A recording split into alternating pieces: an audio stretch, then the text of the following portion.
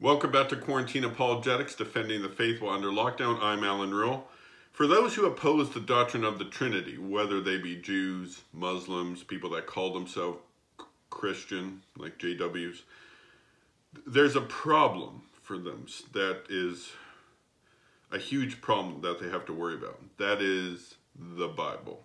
Now, not just the statements of Jesus Christ, but the statements of the Old Testament as well. It's not like, oh, God is one, God is one. Oh, he actually has a complex nature. Although the Trinity is not explicit in the Old Testament, the Old Testament condemns Unitarian monotheism. The Old Testament is the furthest thing from Unitarian. When people take Numbers 23:19 and 1 Samuel 15:29, where it says God is not a man, yeah, it means he's not a man. It doesn't mean he could incarnate into a man. But wait, he needs to be in heaven too. And he's got to be on earth. And in Genesis 1:2, there is his spirit. Obviously, there's a Logos, a second person of the Trinity, that can incarnate into a man whenever he chooses.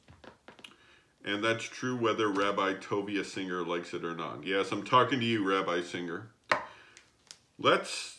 This verse is so damaging that I'm about to read. And of course, we know that the New Testament is fully Trinitarian, but the Old Testament is as well. And the Old Testament is an amazing polemic against Unitarianism. I'm going to read this. Have your pens ready, because you guys need to write this down. This is a very important verse. Two verses. In the book of Exodus, chapter 24, verse 10 and 11. I'll start with verse 9. Moses then went up with Aaron, Nadab, Abihu, and 70 elders of Israel. Is verse 10. And they beheld the God of Israel. There's a period, so new sentence. Under his feet there appeared to be sapphire tile work as clear as the sky itself. That's the end of verse 10. Verse 11. Yet he did not lay a hand on those chosen Israelites with you according to all these words. Sorry. I read the wrong verse. Verse 11. Yet he did not lay a hand on these chosen Israelites. They saw God and they ate and drank. Well, when you say they ate and drank, doesn't that mean literal? Probably. Yeah, you know, they're eating and drinking. They're on Sinai.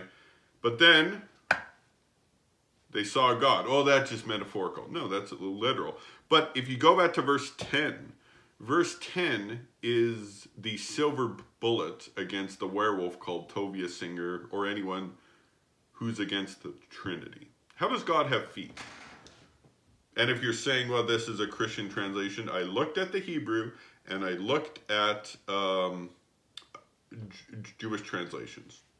They all say feet. What are you going to do, Tovia? What are you going to do, Unitarians, Muslims? God has feet.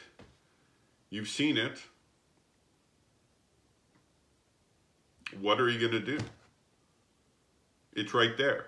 The only way, the doctrine of the Trinity fits perfectly within Exodus 10. At Exodus 24:10. I keep mixing things up. I read the wrong verse. Exodus 24:10.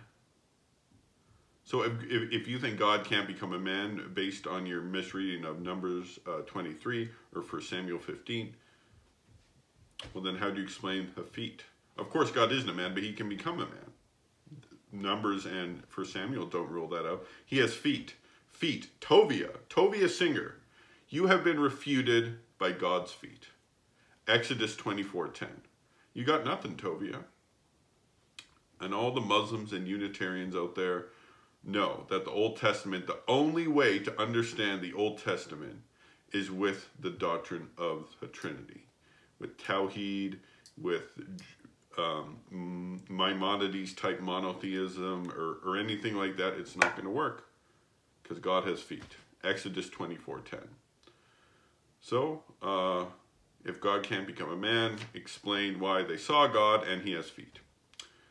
Anyway, stay happy, stay healthy, God bless, and I will see you tomorrow with another episode of Quarantine Apologetics. P.S. God has feet, so take that, Tovia Singer.